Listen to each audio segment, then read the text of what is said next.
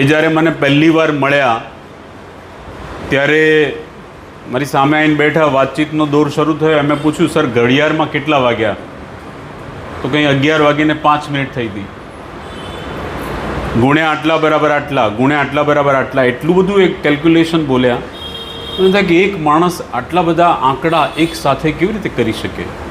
પછી જાણ્યું કે આ તો કેલ્ક્યુલેટર છે અને એમની પાસે 5 વર્લ્ડ રેકોર્ડ છે. વિશ્વના 5 મોટા રેકોર્ડ્સ એમની પાસે છે.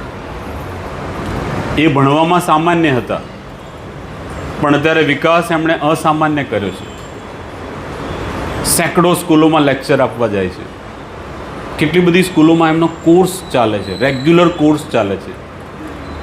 આપણે પણ વિચારી રહ્યા છીએ રેગ્યુલર કોર્સ ઇન્ટ્રોડ્યુસ કરવા, કે આજે 15 દિવસમાં આપણે અભ્યાસક્રમમાં ભણાવીએ છીએ, એટલે રેગ્યુલર બાળકો પીરિયડમાં જ ભણે. આવા માણસોને ઓળખી અને બાળકને આંગળી પકડીને એની પાસે લઈ જવાની જવાબદારી એ આપણી છે. એટલે તમને પહેલો વિચાર આવે કે આમાં તો સાહેબ 15 દિવસના આટલા પૈસા. આપણા ઘરમાં આવક આવે અને આપણે 3 રીતે વહેંચીએ છીએ. એક આપણો ઘર ખર્ચ, બીજો આપણી બચત, અને ત્રીજો ભાગ એને આપણે કહીએ છીએ રોકાણ.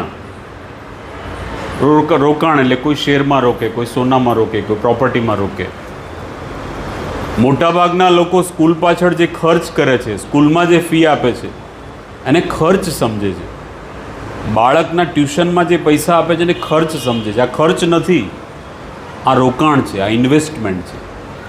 અને બીજું રોકાણ કદાચ તમને 5-10% આપશે, પણ આ રોકાણ તમને 1000 ગણું થઈને મળશે, 1000 ટાઈમ્સ અથવા એનાથી પણ વધારે થઈને મળશે. સવાલ એ છે કે તમારી માનસિકતા કેવી છે, આની પાછળ તમે કેટલું ખર્ચો છો.